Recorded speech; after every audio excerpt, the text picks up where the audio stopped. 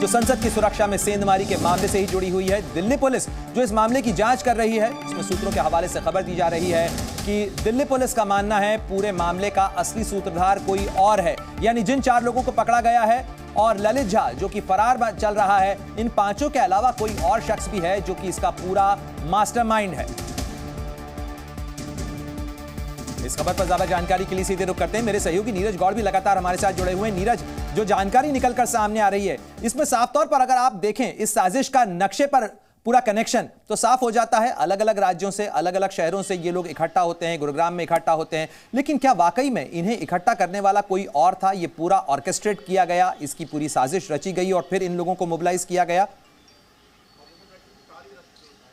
बिल्कुल सही कहा आपने, क्योंकि जिस तरीके से पूरी जो कि घटना हुई है उसको देखकर ऐसे ही लगता है कि इसका कोई ना कोई मास्टरमाइंड पर ही इस पूरी घटना को अंजाम दिया गया है। क्योंकि जिस तरीके से जो कि 4 आरोपी अब तक पुलिस ने जो पकड़े हैं और उसके अलावा जो 5वां आरोपी है वो विक्की शर्मा है, जिसको कि पुलिस ने गुरुग्राम से उठाया है और जो है 5 की लोकेशन जो है वो अलग अलग है।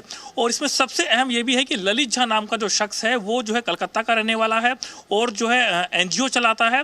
और जिस दिन इस पूरी घटना को अंजाम दिया गया, यानी कल वो जो है आया था, लेकिन उसको जो है जो काम दिया गया था वो ये था कि उसके मोबाइल के जरिए इस पूरी घटना को रिकॉर्ड करना।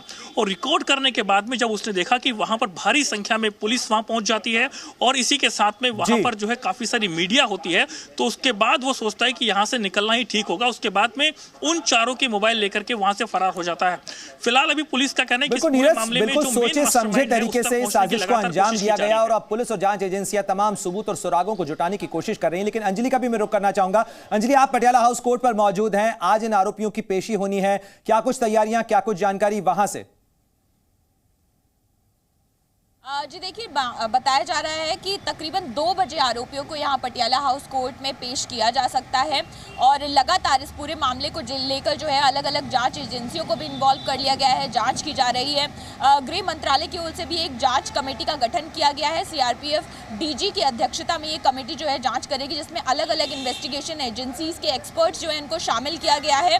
और साथ ही साथ गृह मंत्रालय की ओर से आदेश दिए गए हैं कि ये कमेटी जो है ये जांच करेगी कि किस तरह से ये सिक्योरिटी लैप्स हुआ है, क्या कमियां रही हैं, किस तरह से प्लानिंग की गई और आगे इस तरह की चीजें ना हो उसको लेकर क्या तैयारियां की जानी चाहिए, जिस पर एक विस्तृत रिपोर्ट भी गृह मंत्रालय की ओर से मांगी गई है। तो ये कमेटी भी इस पूरे मामले की जांच करेगी, क्योंकि जाहिर सी बात है एक बहुत बड़ा सिक्योरिटी लैप्स ये रहा। बिल्कुल अंजलि, बहुत बड़ा सिक्योरिटी लैप्स हुआ है और जाहिर तौर पर ऐसे दिन जबकि संसद पर हुए हमले की बरसी मनाई जा रही थी, साथ ही हजारों करोड़ रुपए का सुरक्षा पे खर्च होता है और तमाम हाईटेक इंतजाम भी किए गए हैं नई संसद और पुरानी संसद के पूरे परिसर में।